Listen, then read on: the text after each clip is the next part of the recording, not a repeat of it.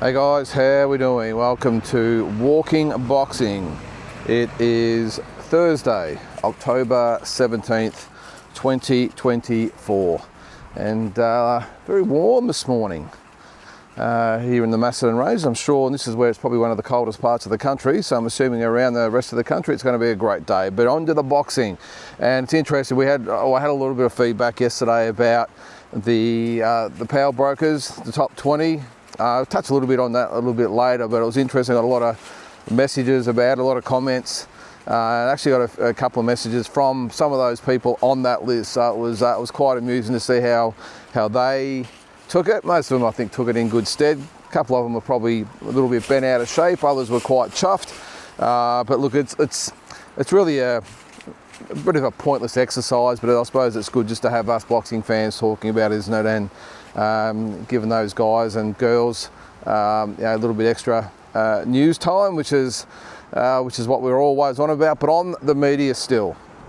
Now, I had a crack at the media yesterday about how I think sometimes they cut a few corners and don't really they're not really fight fans, but they might take snippets from other journalists or other media sources or whatever, and maybe just cheat a little bit and maybe don't really give the sport as much attention as they seem to be trying to do. But yesterday's was an article that I saw, and it was written by supposedly probably the premier boxing journalists in Australia, Peter Bedell and Brendan Bradford. When I saw that they'd written the article, I nearly spat my coffee out over my computer screen, but what they're trying to pull the wool over people's eyes, well, they wrote an article about the pound for pound top 10. Now, it was an article at the start about Tszyu, and as there has been about 5 or 6 articles a day about Tim, which is great. But they did an article, on one of the articles they did about Tim, it read, this is what it read, so bear with me. A ruthless Tszyu has vowed to deliver a badass performance amid revelations the former world champion has suffered a savage rankings blow in Australian boxing's pecking order. That's right, a savage rankings blow.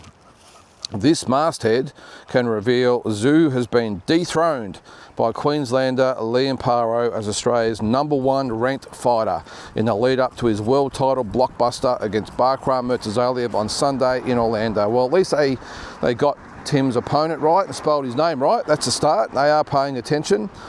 The Soul Taker has plummeted to #4 on Australia's pound for pound list. You're going to love this list, by the way, when I get to it.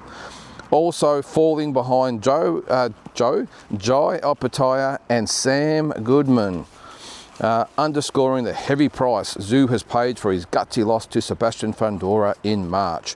Incredibly, Nikita Tszyu has rocketed to #5, and there is a danger Tim could sensationally fall behind him.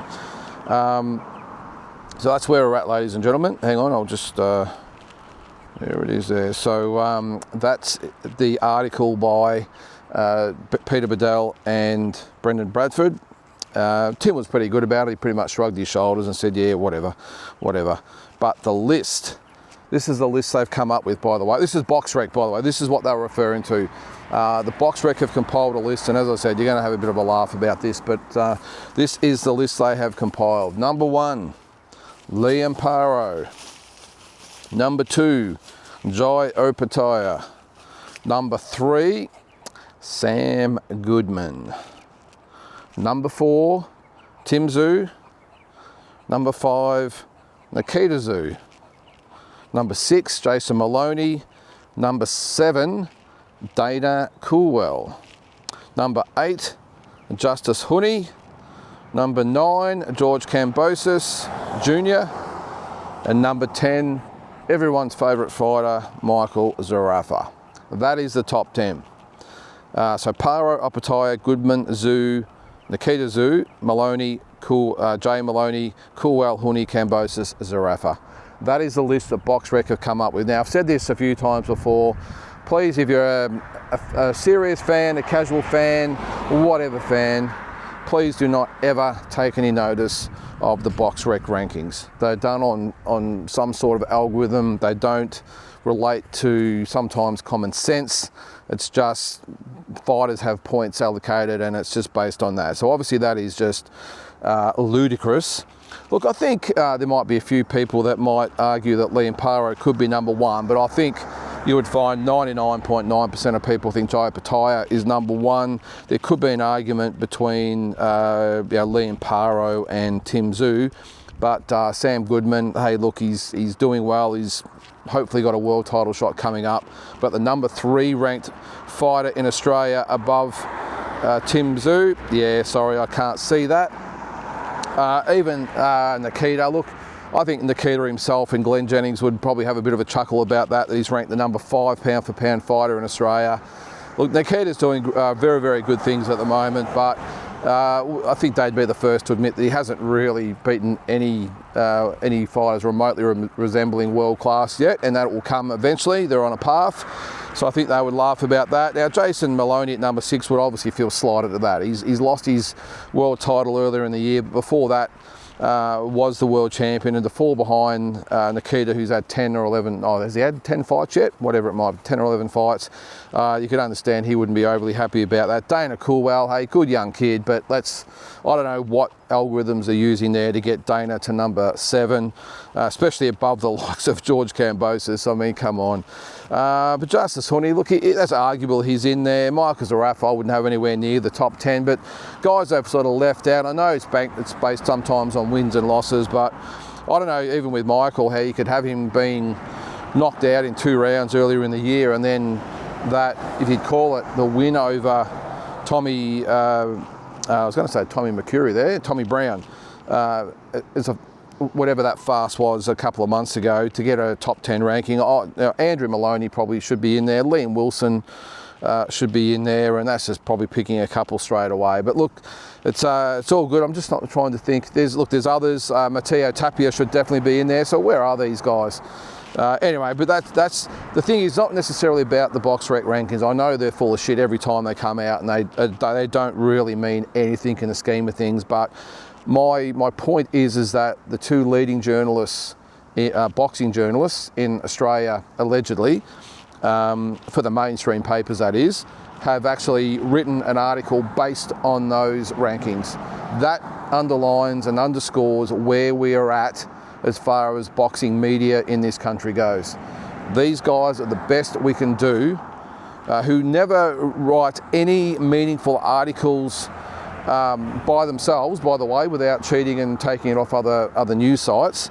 And this is the best we can do as far as Australian boxing media. Now, this is probably where it comes in that, it becomes important that creators out there, and there's plenty of them out there, and they're probably on the list of, on the list of power brokers yesterday, I said about the media. Well, there was probably no mention of the boxing social media. Now, what I'm referring to, obviously there's myself, who probably more so obviously a video form, but there's some really good guys out there that spend a lot of time. We're talking like the Jai McAllisters, the Brock Ellis at Ozboxing, even like the YouTube sort of guys before the fight. There's a lot. There's a lot. There's a few out there. Probably been never more important than ever than to give our sport the attention that it needs, and to do it right. I mean, fans reading this crap, what are they supposed to think? But anyway, that's just another point. But again, the main thing is to say that the leading boxing journalists in this country have used that as one of their lead stories. But anyway, enough of that. I'll get to actually while we're going, I'm going to do the power brokers again. Now, I'm not going to spend too much time on it because I did it yesterday, but I was having to think about it yesterday or last night, and I thought, if I was actually doing a list, who would I actually have as the power brokers? Now, take out boxers, take out commentators. That's probably the first thing I would do. And maybe the sanctioning body representatives, because again, I'm not quite sure what the likes of Ben Kilty and Danny Lee sort of do. I know they do have a say sometimes in how rankings are compiled, but I've sort of left them out because I'm not exactly sure. But I think I've sort of nailed it down to probably about 6, I think, who are the real who are the real power brokers in Aussie boxing and actually get stuff done, whether it be very publicly or behind the scenes. And if I was going to rank them, I would have the Rose brothers at number 1, but more specifically George Rose. George seems to be he is the face of No Limit. I'm not quite sure, like Matt's obviously involved, not quite sure, is it Trent is the other one? I'm not really sure what Trent does. I think he does a bit of matchmaking, that sort of stuff, but I know collectively they are very, very powerful or influential. But I would think that if I had to break it down, I would say George Rose as the number 1 power broker in Australia. Then it would be the Fox executive, Steve Crawley, of course, very, very influential in what happens in Australian boxing, of course, controlling the TV. At number 3, I would actually have Mick Francis. I said yes, I think he was number 14 or 15, whatever it might have been. Definitely a lot higher. I mean, as I said, like he manages Jai Pataya and Justice Huni. And deals with Turki Al-Sheikh. He's had his fighters on those cards many times.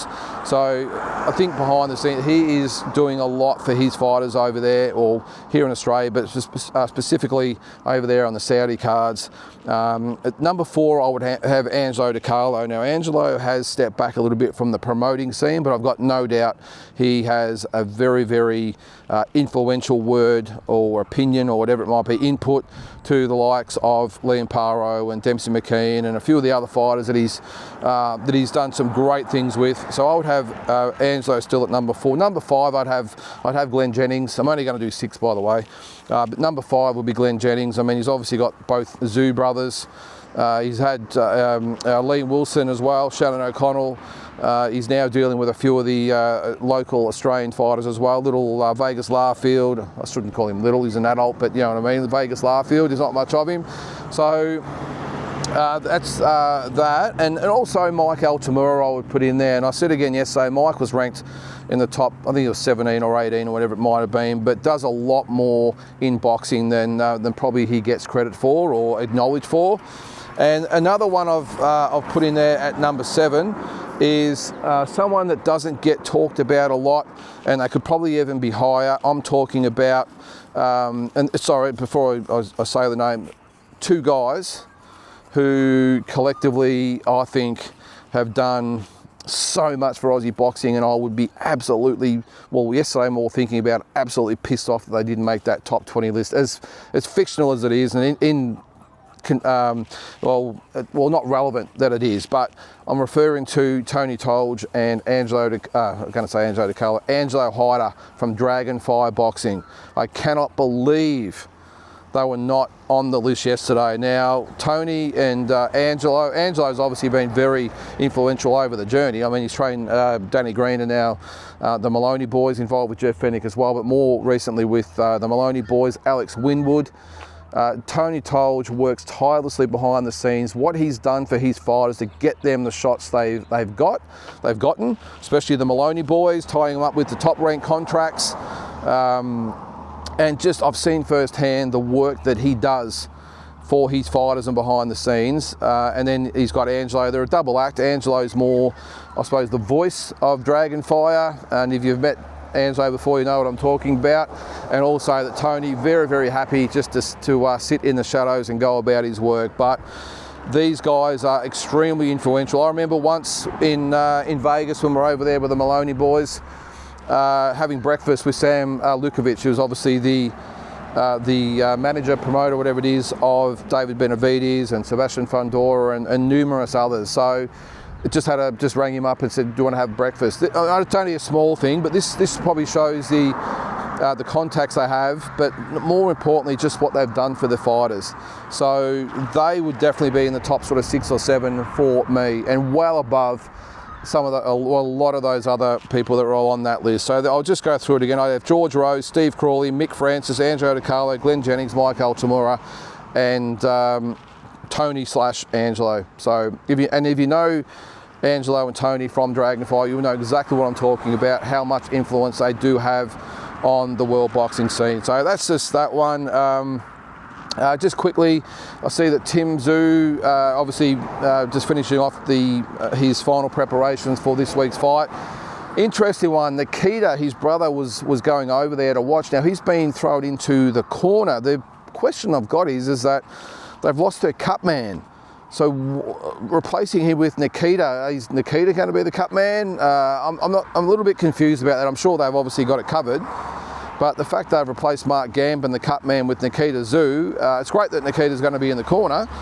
I'm just not sure the role he's going to play. I know Tim said he's going to be the bucket boy. Well, who's going to be the cup man?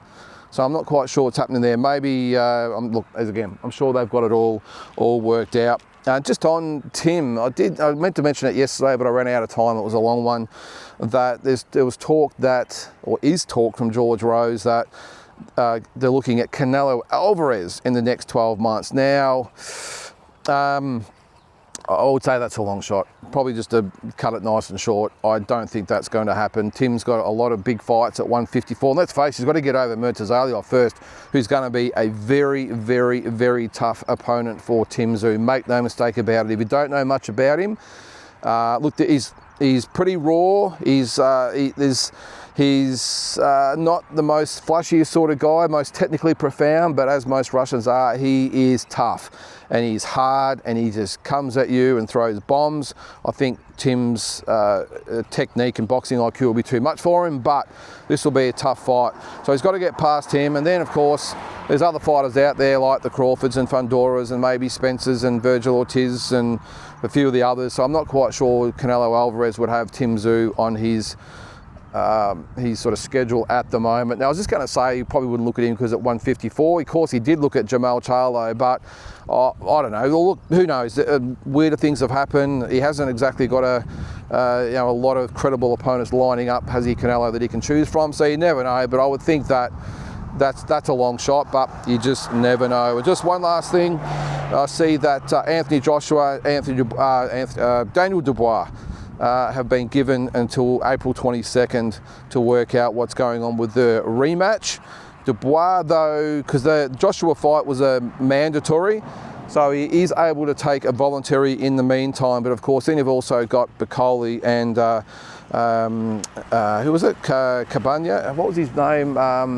You know what I'm talking about. The two, Cabello and Bacoli fighting as well to become mandatory as well. So I'm not sure how all that plays out, but I suppose it just comes down to if Daniel Dubois wants to fight Anthony Joshua in a rematch, well, he'll have his opportunity. And I suppose if he doesn't, Joshua might just have another couple of tune-up fights and wait for maybe Usyk Fury, either the winner or loser. Probably the loser, of course, because the winner would probably fight Dubois. So anyway, a lot going on in that space. A fair bit going on in the heavyweight division. So guys, that is it for today. I'm going to get on with what is going to be an absolutely sensational day here. It's quite warm, as I said, very sunny, not many clouds, and I'm going to enjoy the day. Hope you do too, and we'll catch you tomorrow.